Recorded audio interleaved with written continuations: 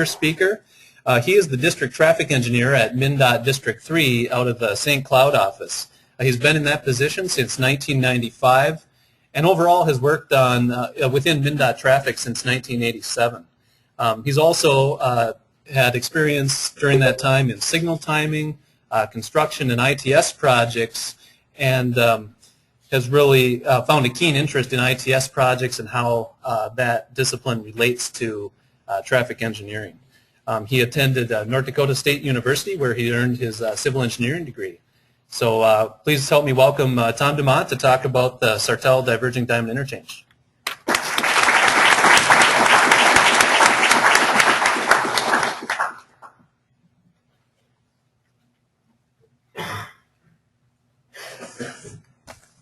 Well, good afternoon, everybody. See some people here that I recognize, probably half of you. It's nice to see Tom Campbell again. He's been retired for a few years.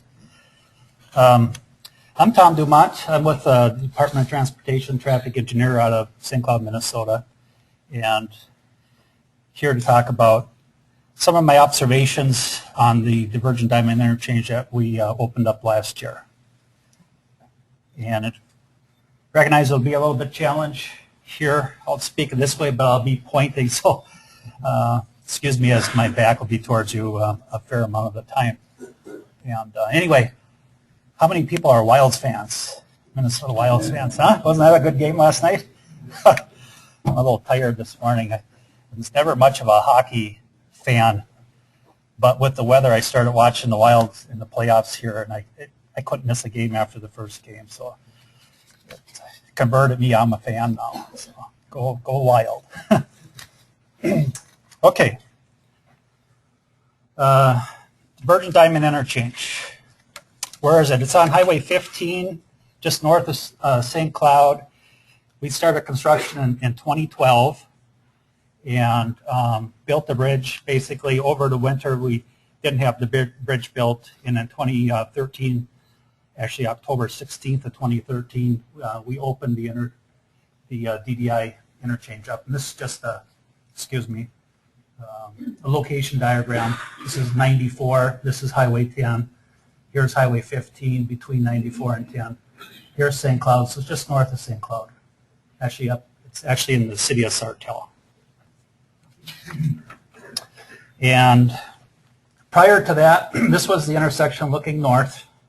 Was an at-grade intersection, signalized. It had a dual left turn lanes northbound. There's about 650 left turners at peak hour going this way. There's Sam's and Walmart up in the northeast corner. There's a little bit of residential near the river here in the southeast corner. In the southwest corner, there's a huge medical complex, furniture building. And up in this area is kind of Sartell's big industrial park area where there's a lot of doctors' parks and so forth. And this is probably half developed up in this area right now. And this is what it looks like today. So going from the at-grade intersection to kind of a, when you look at this, it's kind of a world of steel. You know, there's a lot of steel out there. At least it looks like that from this point of view. When you drive it, it's not as noticeable as these pictures were taken from a bucket truck. So, so 120 goes over the top, Highway 15 then goes underneath, and there is actually, on the east side, there's 3 roundabouts, and on the west side, there's 2 roundabouts, and the DDI sits right in the middle. And we've had more negative comments about the roundabouts than the DDI. Matter of fact, we've had very, very few negative comments on the DDI, just some very minor things, and I'll kind of go through those. As I said before, why a diverging diamond interchange? A standard diamond, we were looking at, as I said earlier, 650 northbound left turns. That would be needed in this direction. And there's over about 300 left turns on the County Road 120 in each direction. So we figured if we did a standard diamond, we would need an 8-lane bridge. dual left turn lanes on the bridge, 2 through lanes, and possibly even right turn lanes. These are the volumes, 2013 volumes that we are kind of working with. You'll see the heavy left turn volume here in the PM peak hour. You'll see 380 on 120 in the eastbound direction and 265 in the westbound direction. They're just seeing the welcome screen. Okay.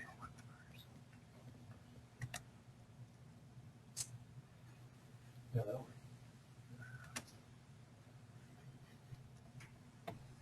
Here we go. All right, thank you.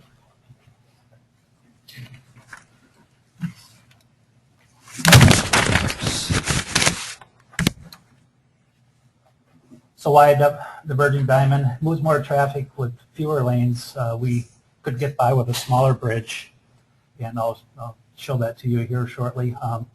Removes the left turn, left turns from signals, so there's hopefully fewer crashes, less delay. Actually, we stress test the projected volumes and found have more capacity of the bridge with the Divergent Diamond, and there's fewer conflict points. Here's our layout. This was the layout in the ice. It's probably been tweaked somewhat, but basically you can see there's, instead of 8 lanes across the bridge, there's 2 lanes in each direction.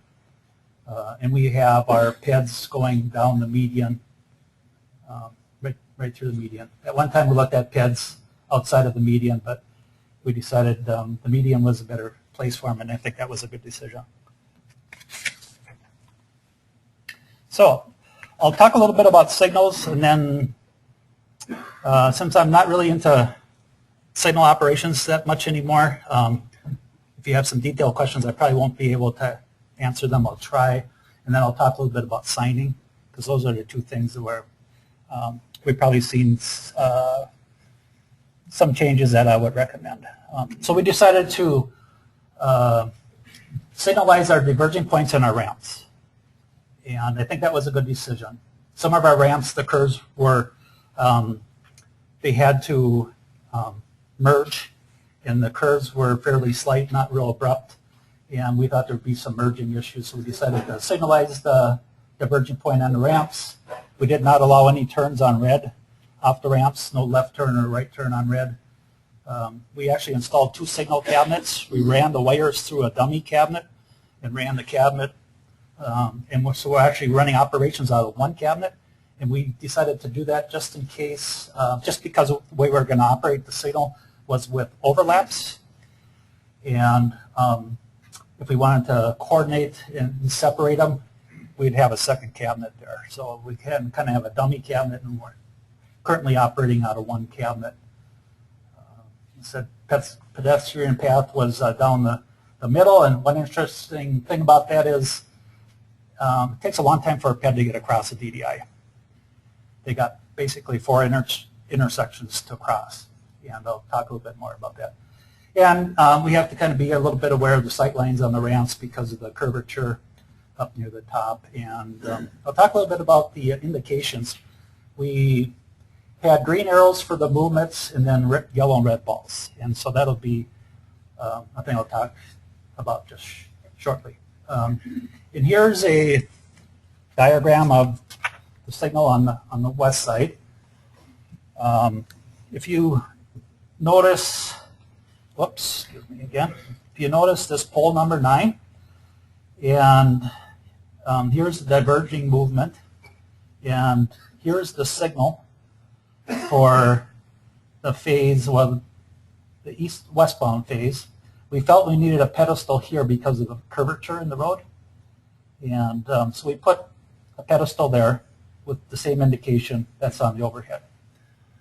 And that actually caused some confusion for left turners that want to go this way. So the left turners that were coming across the bridge, this pedestal's right in their line of sight. So when this indications have the red ball, these left turners, about 20%, 25%, felt they needed to stop here because they seen the red ball in front of them. So that was one of the first, and it's still a little bit of an issue today. And then at the same time, at pole number 1, because of the curvature and the overheads here, we added a pedestal down here to kind of pick up the indications as you're approaching. And these right turners, these free rights, would see a red ball here. And some would stop here and wouldn't go on the free right. So that was kind of a issue that we had to deal with. And then there was some signing that I'll talk about on both of these poles too that caused a little bit of confusion. And here's kind of a picture of what I just explained. This is westbound traffic, and I'm sorry, I don't have 2 pointers, but this is the indication that they were seeing, and they were stopping here, not making their left when this was a red ball. So that was one issue. How we kind of resolved that issue was we changed these out to a yellow and a red arrow slanted to the right to kind of imply that if you're going left and you have a red arrow to the right, you don't need to stop. Okay?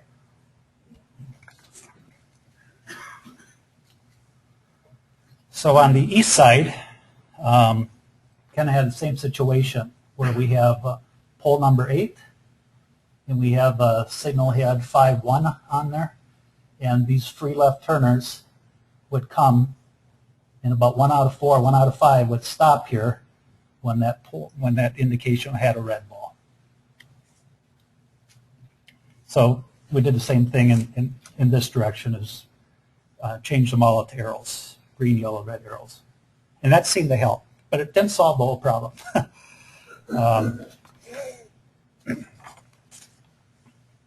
And here's looking the other direction. So if you were to make a left turn here and there was a red ball here, I don't have a picture of the red ball, just the green arrow, they were stopping here and they weren't going this way, even though this indication was really meant for the through movement.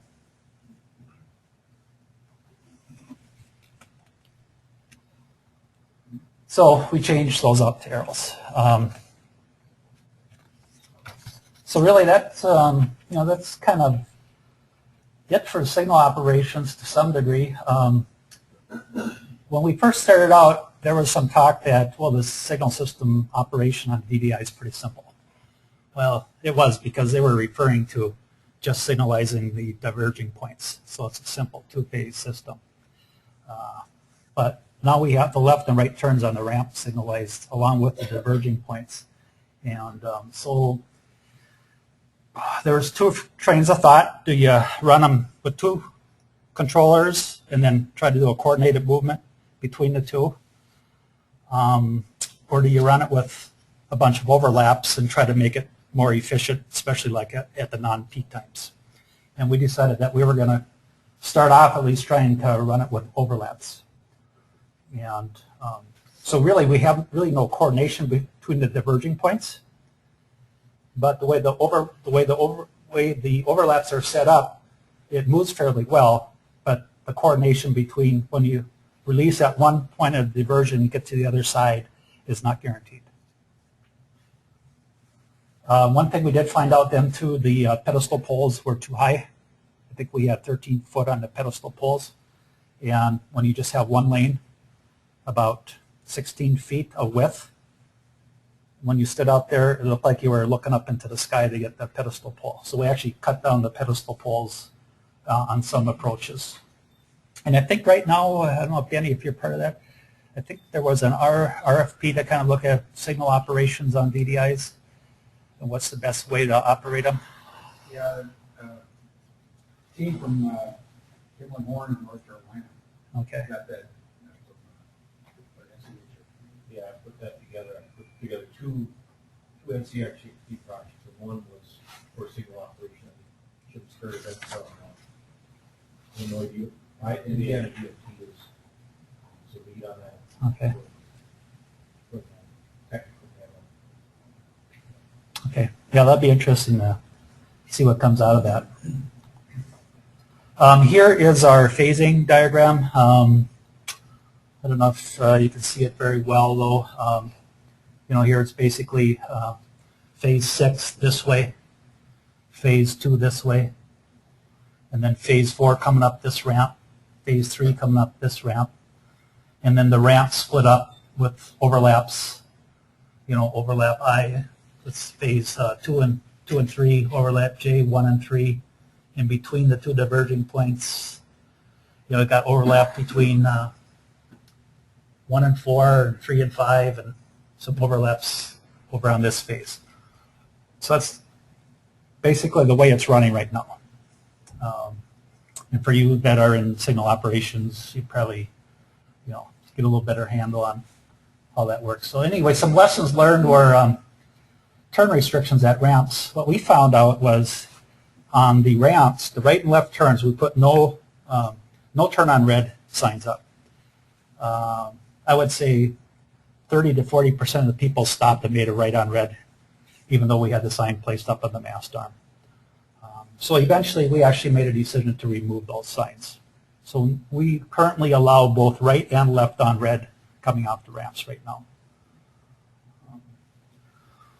And there's some concern about that, I think, on some of the geometrics, but I think our diverging point is far enough away from our ramps that there's probably not a whole lot of confusion there. We aren't seeing that to be a safety issue or a problem. The ped poles were too high, as I said, and then the left turn traffic that was stopping on 120.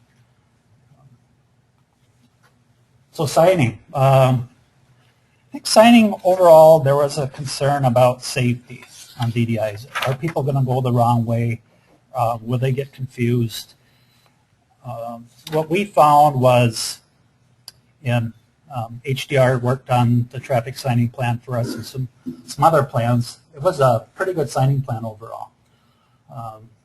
But I would say right now we probably oversigned it. I think when people drive it, it's pretty much a natural flow. And so we ended up removing a fair amount of signs. The only other issue that is developing is lane assignment. Some people are confused. Once we have an overhead structure, and I'll show that, if they miss that structure, they're a little confused which lane they need to be in. We're trying to do a little bit to resolve that. So we actually removed some signing. So what did we remove? I spoke a little bit earlier. This is on the west side. So we removed this. If you see right here, there's right on that signal pedestal, there was a no right turn sign along with that red ball that we talked about earlier. So the people were seeing the red ball that wanted to make this free right, and they were seeing the no right turn lane sign. And yeah, we had them confused. And so they were stopping right here, even though this is a nice long turn lane and they could go. So we took the sign completely out right here. And then we talked a little bit earlier, the sign up on the mast arm. Let's see if we up on this mast arm. Does it show which sign's up there? There was a no turn on red sign up here we removed. And then also over at this signal, oops, right here, there was a no left turn sign on this pedestal where they seen this red ball and they want to make the free left turn movement. There was a no left turn sign. So they were seeing the red ball and the no left turn sign, and they, that kind of confirmed that they kind of had to stop here.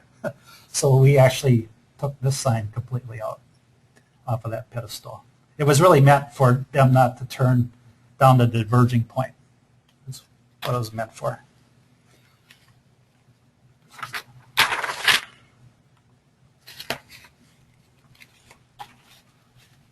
So we had kind of a signing plan developed with signs on the signal structures, and then we had signs that were ground mounted.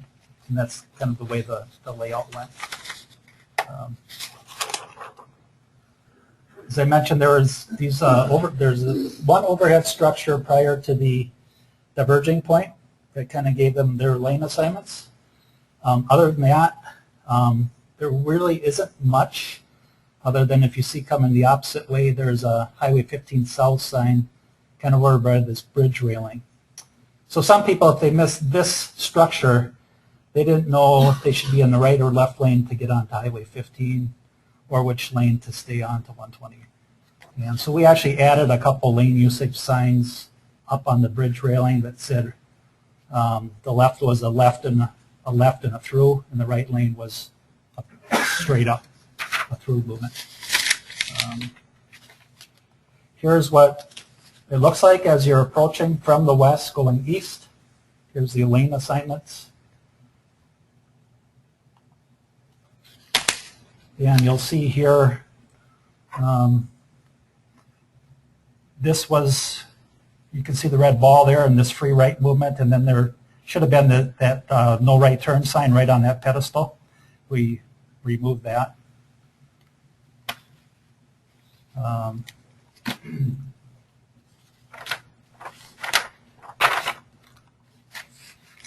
Same thing on the east side, this pedestal here. There was a no left turn lane sign here. We took that sign completely down, so the left turners had a little bit more tendency to make that free right, or free left, excuse me. One thing I should mention is, since we don't have guaranteed coordination between the diverging points, if you see here from the stop bar to the free left movement, there's not a lot of stacking room. So if you don't, sometimes when the overlaps aren't working perfectly, you'll get 3 or 4 through cars stacked up in the left lane, and they'll be blocking that free left movement.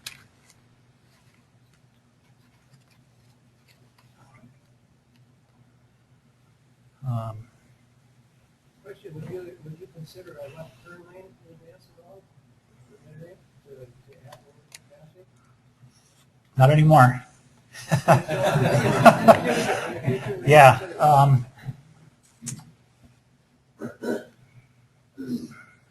That's another 2 lanes on the bridge, you know, basically. Right now, we think we can resolve it, and we may have to go back to guaranteed, you know, kind of coordination. But yeah, that might be one thing to consider, possibly adding a left turn lane. Then you won't have to worry about the stacking.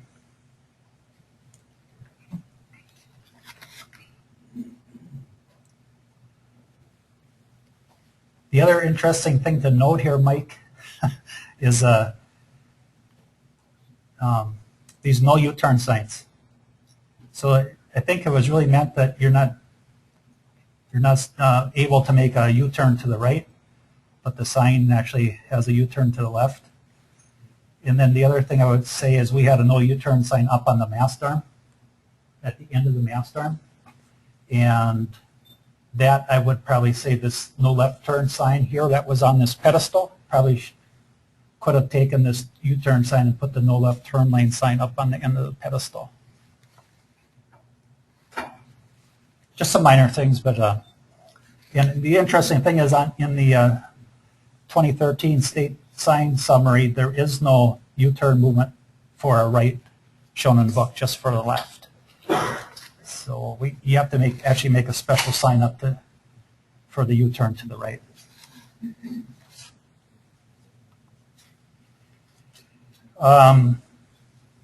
We talked a little bit about the PEDs down the middle, and this is the median. This is where they go through. Right at the nose, there's a sign structure. This was meant to be put on the pedestal pole, but with the clearance 7 feet to the bottom of the sign, plus the sign structure, plus the pedestal, or the pedestrian indication, that was sitting up pretty high. So in one case, we actually removed the sign structure from the pedestal, cut the pedestal down to 10 feet, and then put a sign structure up there. So the pedestal indication wasn't, you didn't have to look like up into the sky to see it.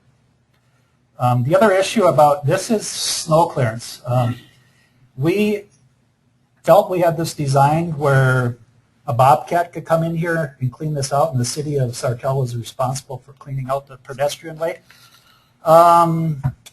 Unfortunately, I don't know if anybody really talked to the city. They would have preferred that their trucks that plow cul-de-sacs out just be able to drive up into the middle and plow it out instead of having to trailer a bobcat here and then taking the bobcat out. And so they can't get a truck in here. We'd have to remove some of the railing, and we didn't want too much of an opening here just because of the fear of, or even on this side, a car could actually drive up in there. And I'll have a little better picture of that here shortly.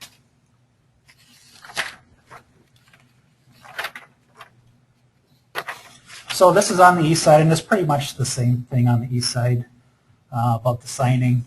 This no left turn sign that was on this, this is actually, this corner is interesting. You might, for people that are working on DDIs, you might want to look at these corners because you have a signal pole, you have this sign, we had a street light, and then we actually had a do not enter and a pedestrian sign all in that one corner. And it got really full, and we actually, I'll show you some changes that we made there. Take note of this stop here on red sign. It was on the ramp, the free right movement at the ramp. It was right at the stop bar. We had a sign on the left and right, stop here on red.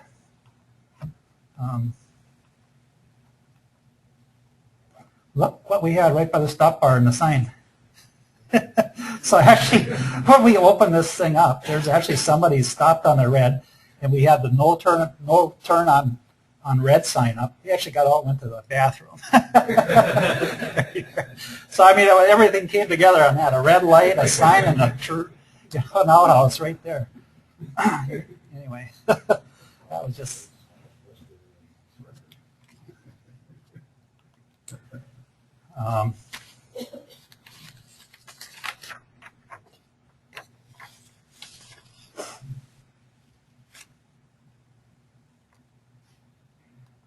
Yeah, there was another sign I wanted to talk about.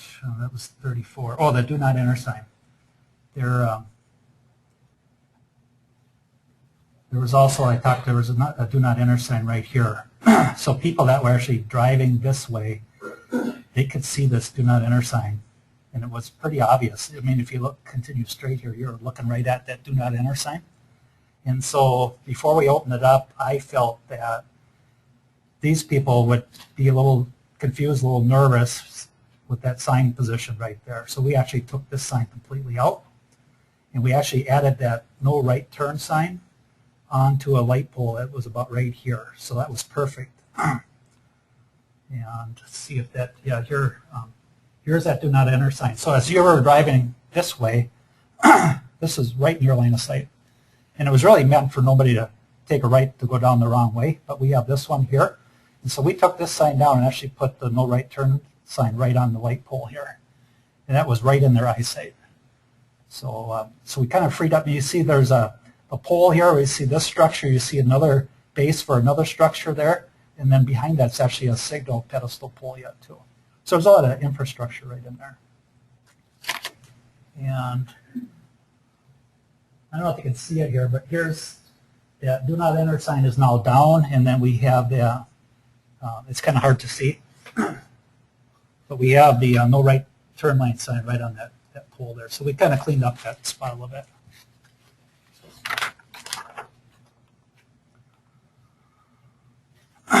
This will give you a little better look at the width for like a vehicle or somebody getting here to clear snow up. And we felt it was certainly enough for a bobcat to get in there, but their truck with a little plow on the front can't get in there. And there's probably less risk if you were to cut the railing back on this side a little bit farther, so maybe they could get a truck on there with a plow on if that's the way they prefer to do business. And then here's an example here of this structure. Sign structure was supposed to be on this pedestal. So this thing would have been up about another 4.5 feet high.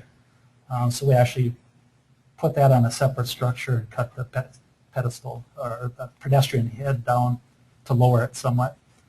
And same thing in this area. You can see the width here is not very great, but these things were sticking like way up in the air. And I don't think we've cut these down yet in the picture, so these are cut down about another 3 feet.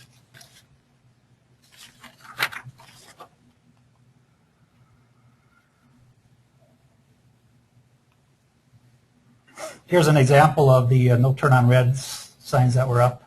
Like I said, after a while we just removed them, and it hasn't been a safety issue. Now the problem is some of the enforcement people didn't notice we removed them, and they were giving people warning tickets, or I guess warning tickets, or warnings, and we had to call the city police and state patrol and let them know that they could make a right on red now, and actually we had some discussion of can they make a left on red too, because a ramp is a one-way street and they're actually going on to a one-way street.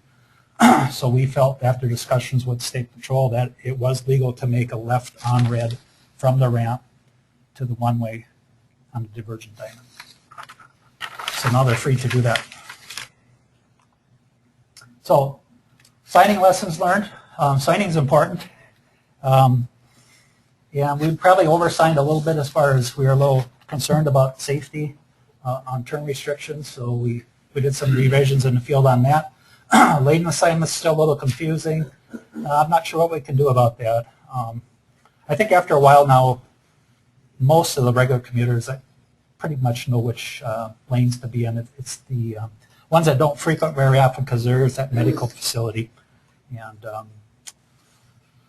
they may be a little confused, but I haven't heard too much on that lately.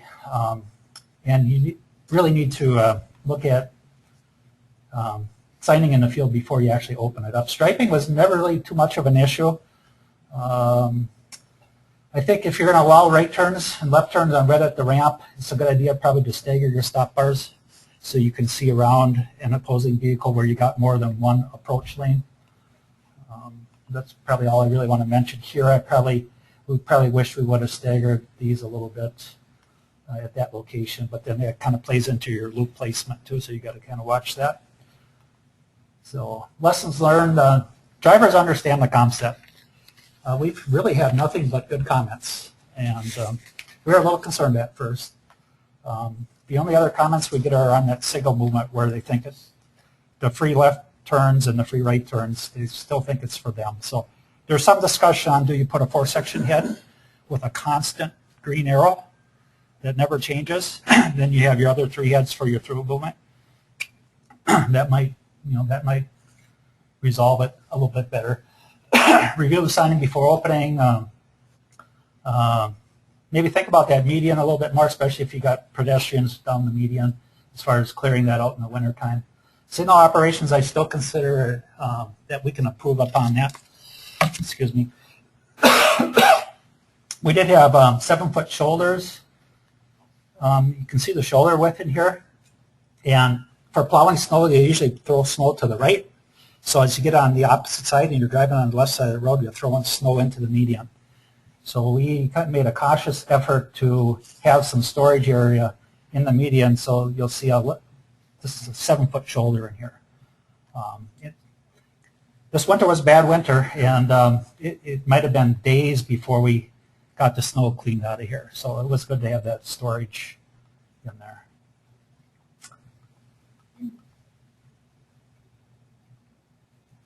Oh, and a gal that works for me actually plows snow in the wintertime. She said she's got it down to 9 passes to clear the interchange.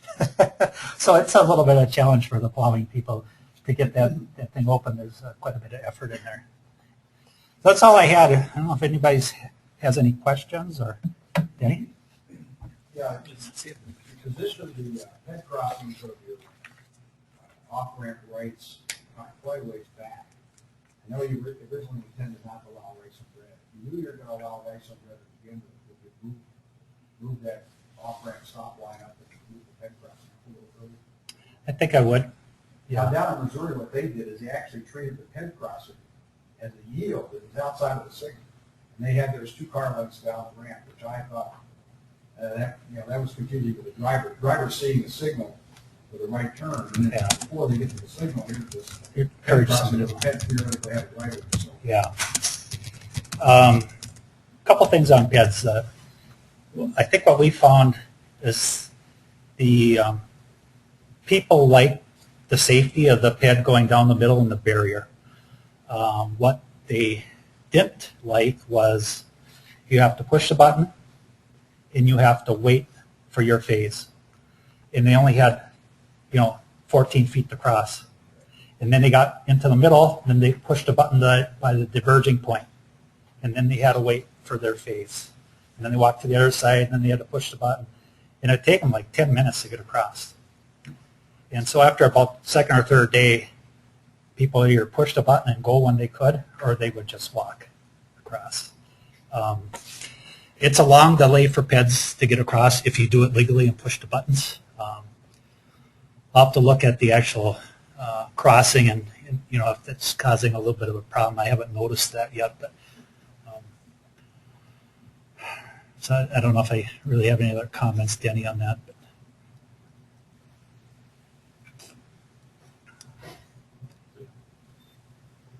Now, if you had a chance to see an operation, would you still put those advanced signal pedestals out there?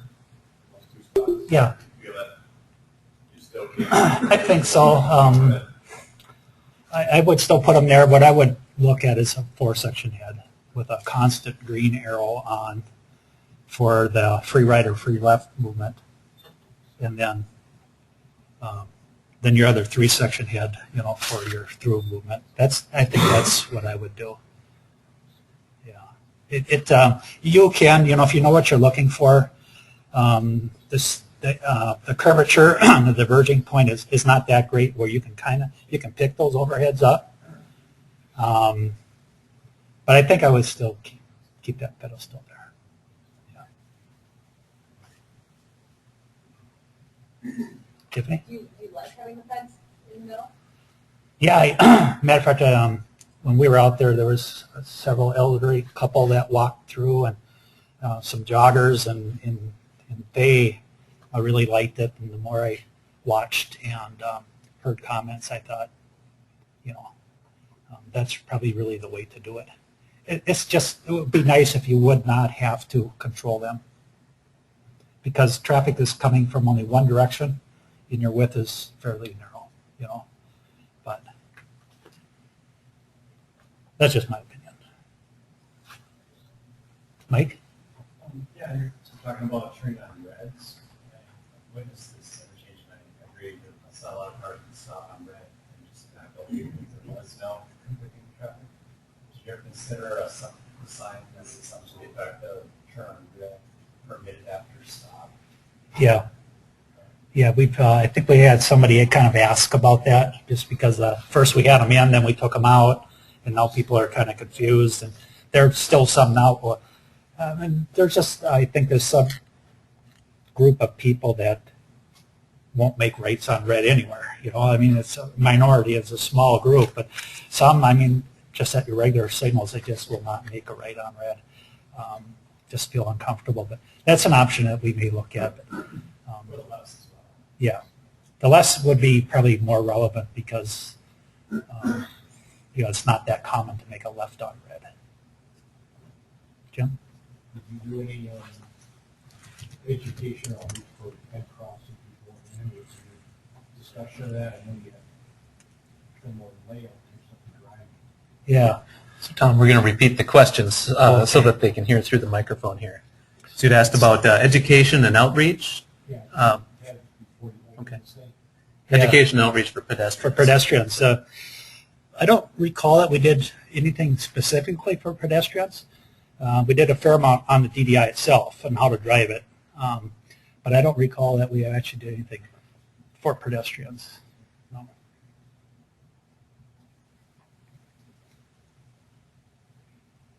I believe you have a regional trail that comes through this as well.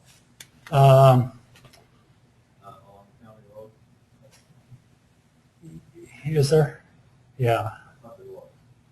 Yeah, I think there is a trail through there. So how much interaction do you see? What are the ped levels that go through here? Oh, Do you see a lot of bicyclists with your median area width?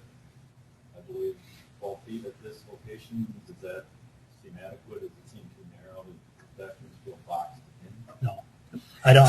So Go ahead, Paul. The question was that there's a regional trail that utilizes the pedestrian crossing at this location, and the question was whether the median width was adequate to accommodate the non-motorized traffic.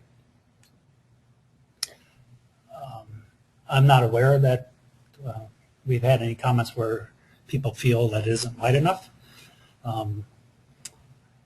Personally, walking through myself, and I think it's more than adequate. You know, that's my feeling, and I think it's the feeling from at least the people that are walking through there. But yeah, no, I think it's more than adequate. Yeah.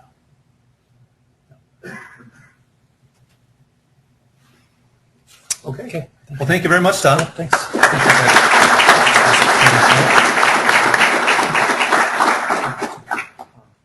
So we'll move on to the next presentations, but at the end, when we have more question time, you're more than welcome to ask Tom any additional questions that you have about this presentation. So we're not done with Diverging Diamond Interchanges yet. We do have one more speaker as part of today's meeting.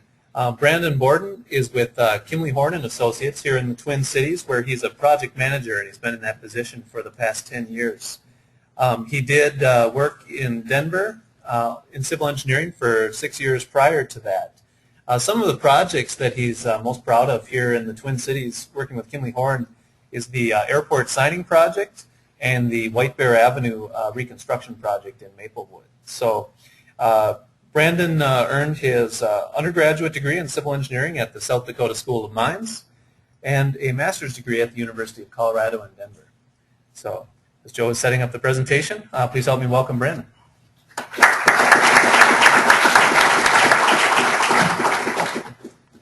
Thanks, Paul. Yeah, thanks to everybody for having me come and present an NCITE. And I mean, mine's going to be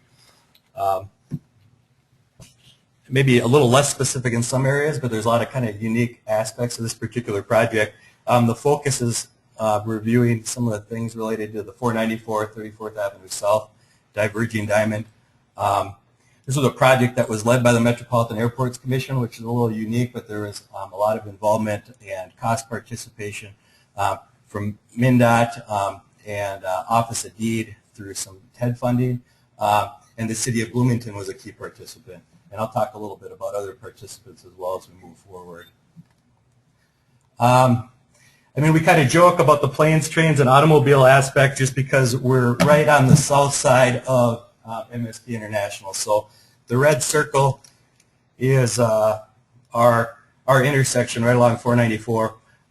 As most know, the airport has 494 running along the south, but we also have some major corridors, the Trunk Highway 62 across town on the north side, and then Trunk Highway 77 on the west side, which certainly made this kind of an interesting place to do a lot of things, including traffic control as we move forward. And we definitely had some traffic in the area. And really what kind of caused the need for this project is we were going through a planning process on behalf of the Metropolitan Airports Commission, started as their 2030 long-term comp plan, and we ended up moving that into an environmental assessment. And there's a lot of growth at MSP International where really on the north side of 34th Avenue, the forecasts on the north are roughly, like today, existing volumes are probably in the range of 30,000 vehicles per day, a little bit less. And the 2030 volume, we're forecast to be about 60,000.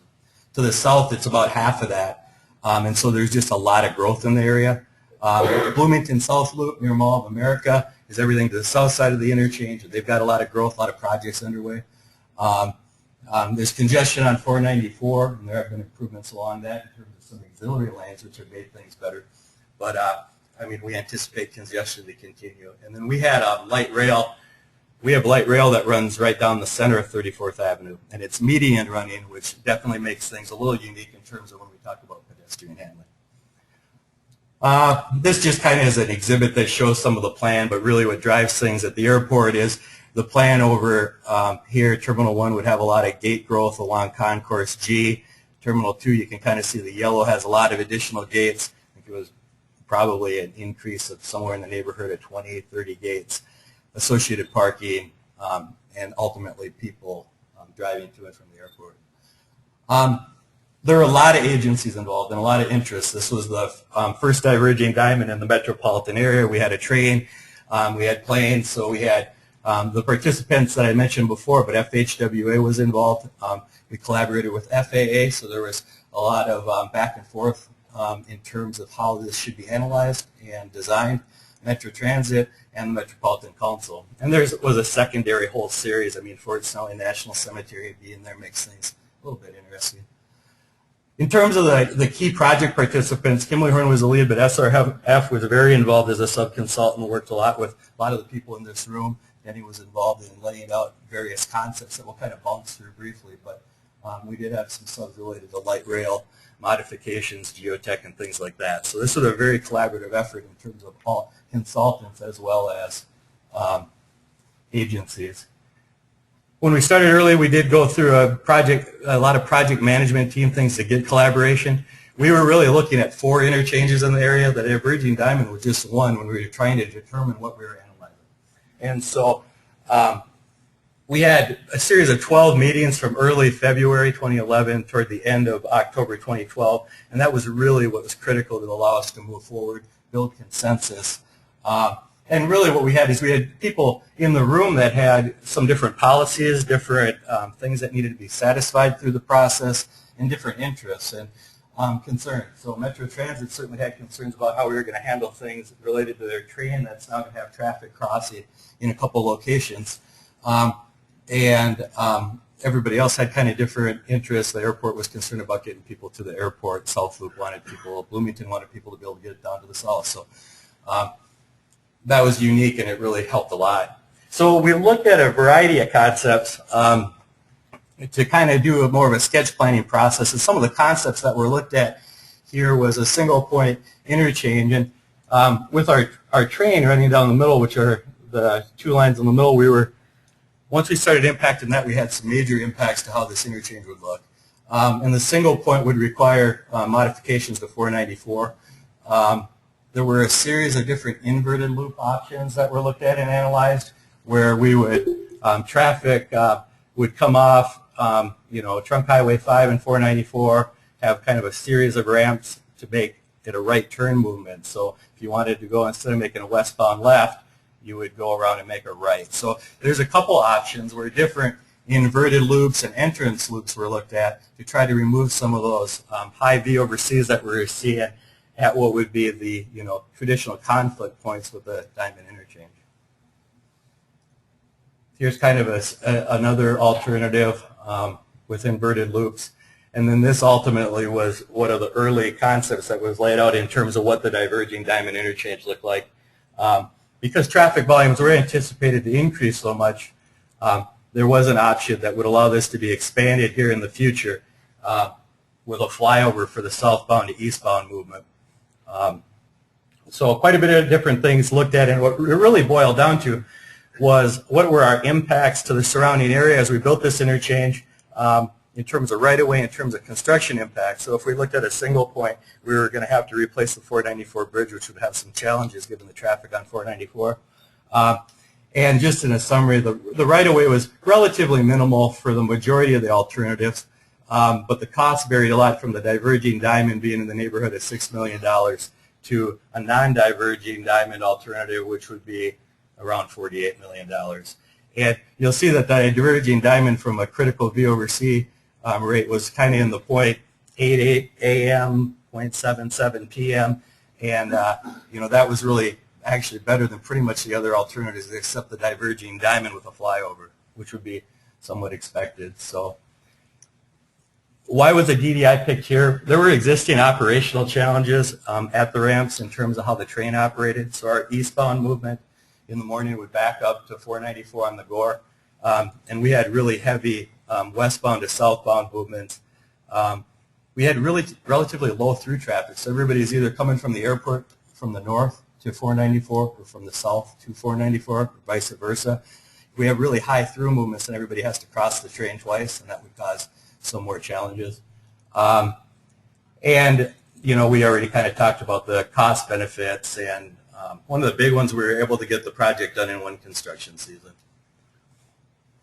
Tom mentioned a little bit about conflict points, so this is kind of an exhibit that FHWA has where if you're comparing a DDI, there's about 14 vehicle-to-vehicle conflict points. Now we had a train which would add a couple, but a traditional diamond has 26, and so in general we see pretty good operations from both an efficiency standpoint and a safety standpoint.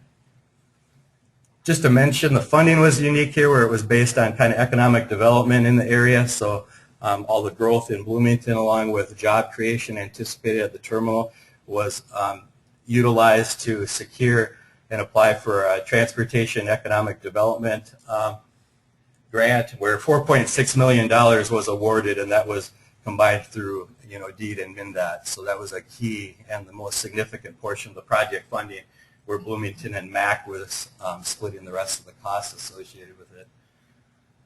In terms of transit added kind of an element of it just added complexity in terms of how we did things, to say the least, be it signal operations or be it just how we did the construction. So we had to extend the track crossings, basically our crossover, and I don't have as many detail, I didn't bring as many plans because the plans are a little overwhelming to read.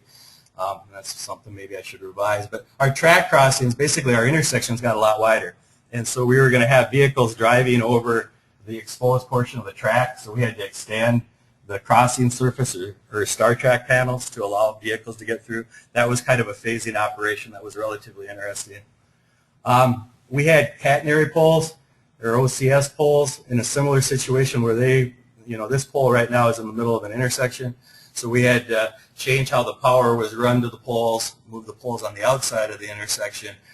We also were fortunate enough to have some of the weighting for the system, which is a little out of my expertise, but we actually had to put a pole on one side and pull that weighting system off to the side. So we were moving poles all over the place. And then we did all of this when the train was operational. And so all the way through construction, except for about 4 weekend closures, we had the train moving. And that caused safety concerns to some degree, but with Metro Transit's involvement and doing the right things, it worked out fine. It just added, you had to kind of watch your back a little bit. In terms of signal operations, there was a lot of interest in this because this was the first in the country with the train in the middle. These are MnDOT signals, so obviously MnDOT was involved and interested. Kevin was interested early on when we started to have dialogue. The signals are operated by Bloomington, so really, I guess one of the main things that we did, and I'm happy that it worked out this way, is we started some of the dialogue about a year earlier to at least get an idea of how we were going to phase it. So similar to what happened up in Sartell, we use one controller cabinet. We don't have the second controller cabinet. But we worked through a lot of that to get people comfortable with how that would operate and become comfortable with it, for that matter. Signal priority is what was utilized here, which was what was used before in terms of transit, so we do have signal priority. We did have some unique interfaces with the LRT controls in terms of relay panels, and so that was a lot of the coordination early to make sure we had all that coordinated and we were sending signals to Metro Transit, and Metro Transit was sending the information to us. And we did have City of Bloomington had vendor involved a couple months before we went live, which helped quite a bit in terms of just making sure everybody was on the same page in terms of how to implement the timing with the priority. Just kind of in a nutshell, I'm not going to read through all the phase numbers and all of that on the right, but generally what we're doing, this is kind of the normal sequence of operations, is we generally have a phase where we're clearing the off-ramps and we're allowing them to cross through the next crossover. So you'll go eastbound and then you'll be allowed to go through the what would be the westbound ramps, similar to the westbound movement. And the bottom just shows the phases as they terminate. We then have a phase where we're just allowing the northbound to go a little bit, clear things, they can get onto the ramp and go through, but this is a pretty short phase. Then the intervals change. This is the opposite, so before we were basically dumping or getting the people off of the interstate ramps. Now we're doing the opposite. We're getting people from the airport onto the freeway and through this, and we're getting them to go through in that direction that way, and then northbound we're taking them from the south loop and getting them on. And then there's kind of that short opposite phase where southbound can get through both. So what do we do with the light rail? When we say it's priority, it's really what we're doing a little more is phase insertion, because we've got basically an all red at the crossover points before the train gets there. And so that's generally how the signal works. Ours is a little bit different because the pedestrians can't go in the middle. So we have the pedestrians on the east side. And so there's still the button issue where you're crossing ramps. at all locations because they're all signalized except for, I believe, one crossing. In terms of some of the design things we thought through, or there were considerations, was the condition of the existing signals. So the existing signals were added onto when the green line, or the blue line went through Hiawatha. And so half the signals were somewhat new and some were pretty old. And so as we looked through it and spent a day and a half trying to figure out what was out there, we decided that they had to keep that in operation until the whole interchange was taken down, because if something got hit, nobody was exactly sure how to get things back up and running. So we did end up changing our design, where on the Sartell design, the signal heads are on the far side of the crossover intersections, which is what everybody's used to. Drive up to an intersection and the signals are on the far side. On ours, because of the angle and the skew and the light rail going in the middle, the signal heads are on the near side. And so we have additional steel on the far side with signs helping guide people through the intersection. The splitter islands, I'll agree, were an issue in terms of people driving up, and instead of going on the ramp, they would stop, exactly what Tom was talking about. We actually made some modifications to programmable heads, and there was some discussion about having green indications on all the time. We went with programmable heads, and that seems to have helped a little bit. There can still be confusion at times. Pavement markings and signage was key. We have a lot of signs. And we were doing things at the same time. Sartell beat us, I think, by 2 weeks in terms of opening. And so there was some back and forth as to this is what we're doing up here. We did a walkthrough with Metro signing for probably 3 hours looking at all the signs prior to opening, which is critical. And we all kind of acknowledged that some of the signs could probably go away. We did have some tweaks, rotate a sign, remove a sign. It was relatively minor, but there's quite a few signs. I guess in terms of construction was pretty interesting down here just due to the fact that Terminal 2 is served by 34th Avenue, and it's really the only grade access. Post Road's a 2-lane road, and 24th Avenue, which is a little bit to the west, isn't so great. It's just a very difficult route. So we had a lot of participation from MnDOT, Bloomington, and MAC, which allowed us to move and react really fast. The contractor was CS McCrossin. They did a really good job. And they reacted well, and we pretty much fast-tracked everything through the process.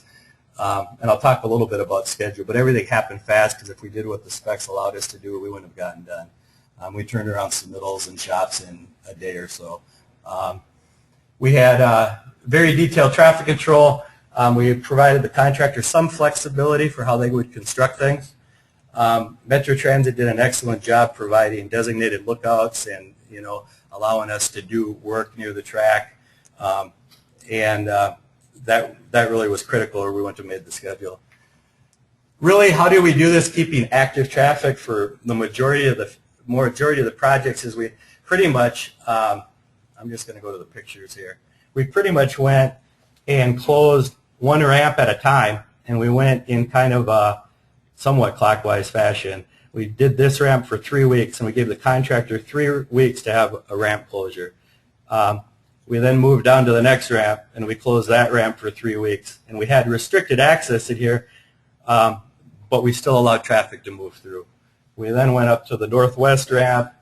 That one was closed and completed, and then we went to the southeast ramp. But during the whole period, when those were being constructed, we did allow northbound and southbound movement, so people could still get to Terminal 2 or the South Loop. And so 3 weeks of time, it worked out well, but it was tight. We didn't have a lot of room for problems or weather delays.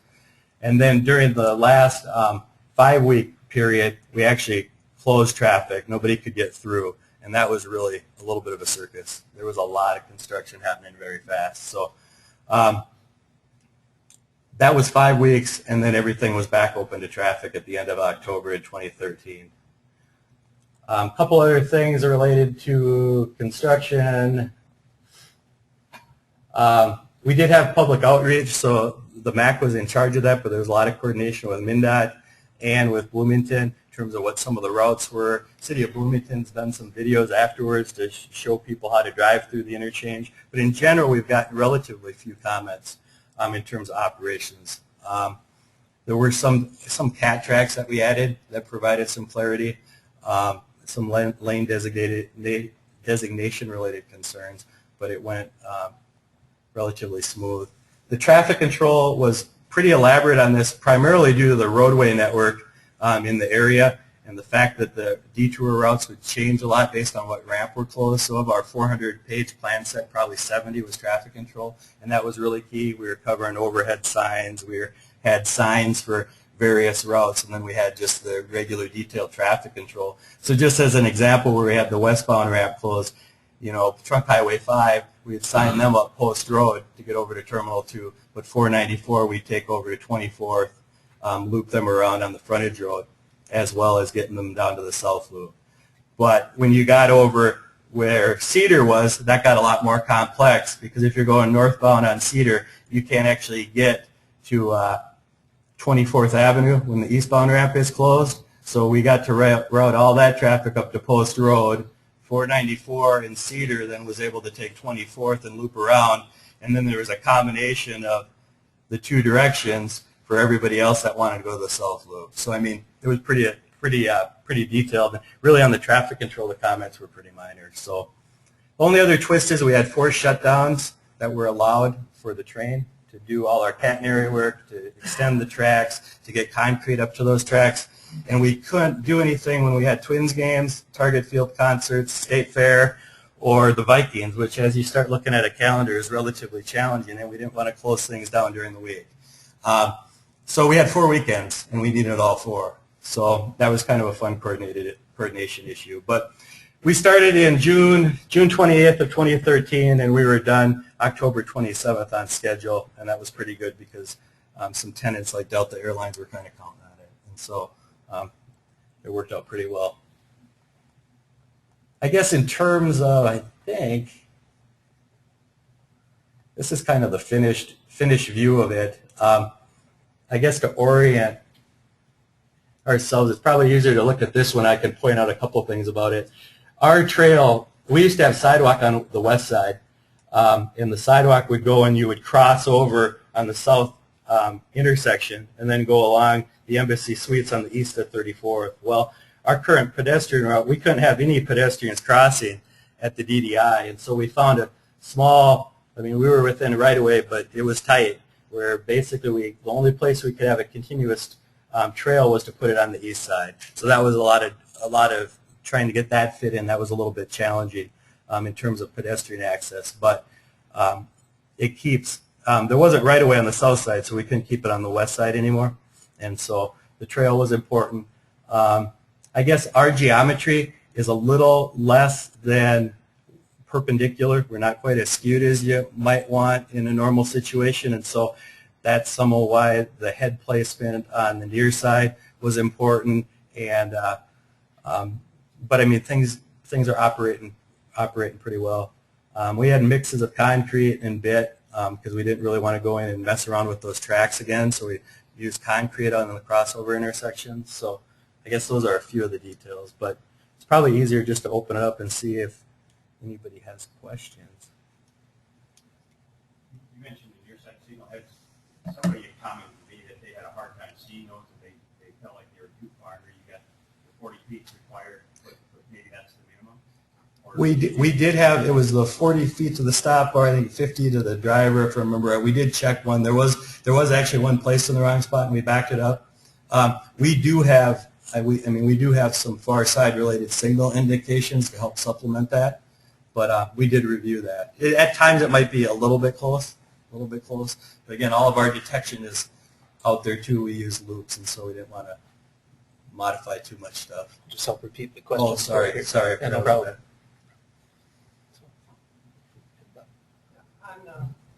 On the westbound to southbound, in the early morning, going to the airport and going to parking on the south side, in the middle of winter, not knowing there was a the DDI there, I guess I'm one of those that drove up there, really did not see the signal. And I think I missed the signal because I had to back up. And then I picked up the signal and went through. Okay. So you're going westbound to southbound? Westbound to southbound, parking lots, a lot of. You're going to the off-airport parking down here. Yeah. Yeah. Airport. A lot of people. There are a lot of people down there. I mean, we reviewed all of those locations, so I mean, we reviewed all of them and looked at them from a distance. I'm not exactly sure offhand if that one was done. I remember we adjusted one for northbound in particular. So. I know what in the middle, Yeah. when you're in a hurry to get to the airport in the middle, early morning. Yep. Winter, and it hit me. Yeah. I didn't know it was a DDI, and once I got in, it was, oh, this is a DDI. Yeah. So I made it through okay, but I think I missed one signal, because I had finally had to back up to find out where the signal was. Well, I mean, it's a good comment, and as we've gotten them, we've kind of taken a look at stuff. So you can take a look at stuff, but. Bob. One of your first slides said safety study. I assume you meant before you actually put it in place. Has there been any look at it after? I talk about it personally because I was involved in a crash at that location pre-DDI where I was going eastbound to northbound, and with the dual left turn, I was in the right lane of the two, and the person in the left lane had rented a car, decided he was in the wrong place, and decided he wanted to go straight through. So he went through our car. That's not good. And, you know, that can't occur under here. Just wondering, you know, what is the pre versus post-crash experience of it? We've got a study of a couple that have been open more than 3 years, and it's been 40% reduction, I think, in crash. Yeah. Yeah, the original question was if there's been before and after safety studies performed at this location, and Jim McCarthy commented afterwards that other DDIs have shown a 40% improvement in crashes. And I would say we haven't gotten to the point where we've looked at after stuff. We do are generally informed if there has been something that's happened, and the occurrence has been really low. There's been a couple incidents out there. I guess the other thing, the safety study that was referred to is we had a Metro Transit was a little bit interested in what this meant to them. And so we went through a whole process of throwing different alternatives and options out in terms of what we might do different because of the LRT concerns. And that could vary from blank out signs for the LRT, which we do have incorporated into the design. There was talk of gates, which really wouldn't have worked well to those that know operations. I mean, gates would have been a disaster, and they really didn't fit. Everything from, you know, public information type campaigns, and so we had a whole laundry list, enhanced pay or additional pavement markings, and so that was kind of what I referred to in the bullet, and I didn't talk much about it. Yeah, a couple observations. One is, I think, a tremendous job that say do it for 20% of the cost of Denny's highlight Well, Denny was involved in both versions. That wasn't my first concept. Somebody was going to show up and say, hey, why did you do a single point? Yeah. So, but saving 80% over what we thought this might cost 5 years ago is tremendous. And an observation I had, I was out there with a couple of our traffic engineers came in and drove it after it opened. One thing I felt was big improvements for safety is when you come to those crossovers, you can see the train out. It's not behind you anymore. So whether that was a real conflict or not, it sure makes it feel better for the driver to approach that crossing at an angle versus a standard diamond where you're approaching that train behind you, don't see it passes you. So I think the likelihood of a train car crash with this design is going to be a long question for you. Yeah, I'll do my best here. So a comment and a question, or maybe two comments. One, it was impressive that this was able to be constructed for a major savings compared to some of the more expensive options that were considered. The other is an observation that the sight lines to the trains for drivers on the approaches is actually easier to see compared to the previous diamond interchange design. I guess I just add some of the things that helped with the discussion when we talked with Metro Transit. There used to be some more obstacles that really might not have been as much sightline issues, but they definitely felt like it. So we had there were a lot of urban design features that the MAC had on the north side, and that all got cleared out. And so things are a lot more visible for that train that is coming down, and I think the operators like it a lot more. Just being able to have that line of sight. So generally, it's been pretty positive. Brandon, I have a question. Have you or Metro Transit done any before and after studies on the length of time for the trains to get through? Well, there's been some dialogue back and forth on that, and we haven't done it yet. there's some other pieces where we're collecting some data from the controller. Actually, the city of Bloomington is, because they have that capability with the controller to get an idea of what's going on, and there's likely going to be some review. There's some interest from a variety of reasons of looking at that. Anecdotally, do you have a sense if it went I up mean, or went down? really, as we looked at stuff, the train would operate as well or better. And, you know, as we watched it, it did operate pretty well. We do have a little bit, I mean, in full disclosure, we ended up putting in a new traffic signal here. And there were existing signal controllers all the way up and down the corridor that are now, you know, pushing 10, 12 years old, somewhere in that. So there is some, you know, ultimately the desire to have a project to get interconnect and, you know, replace those controllers. Right now, this is a little bit of an isolated intersection the way it operates. And so there are at times some comments about the train going from the north and it'll get through Airport Lane. And we do try to get things set up based on, you know, the anticipated travel time and those advanced priority calls, but the train can get caught on occasion. So sometimes there's some comments related to that. But we did know that. We did communicate that. It was really a part of, well, how long do you wait? And we really didn't have a process or a project to get another, you know, 10 intersection controllers and everything switched out at that time. Brandon, are there any EVP provisions in this? Question about EVP, you say? Emergency Vehicle Prevention? Yeah, I mean, particularly for the off-ramps. Is there a phase combination where you get both the left and right greens on an off-ramp, or do you get an EVP call? You're going to test me. I didn't put those graphics in, but we do have EVP. And the way we did it is that if the vehicle is coming down, it would basically dump both directions of the ramp to get the emergency vehicle through. The one thing that we don't do is if the train has the call first and is already going, it gets to hold it, just because that's consistent with everything else on the corridor. Even though we think sometimes that call could be given in advance to operators, that wasn't going to fly very well. Okay. We're also welcome to pose any additional questions you may have thought of from Tom's presentation. Is there any additional?